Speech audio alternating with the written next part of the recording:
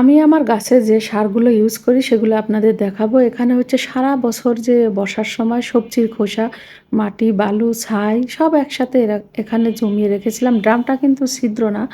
এগুলো এখন শুকিয়ে গেছে। এখন হচ্ছে ঢাকনা খুলে দিয়েছি, শুকিয়ে থাকবে। এই মাটিগুলোই অল্প, অল্প করে গাছের গোড়ায় দিয়ে দিই। আমি কখনো বাজার থেকে রাসায়নিক সার বলেন, জৈব সার বলেন কিছুই কেনার প্রয়োজন মনে করি না। মানে আমার প্রয়োজন হয় না। এখানে হচ্ছে কেরালা জাতের সিম অনেক খেয়েছি। কারণ একটা ক্যারেটে কিন্তু আপনি অনেক মাস অপেক্ষা করতে পারবেন না যে সারা বছর হবে।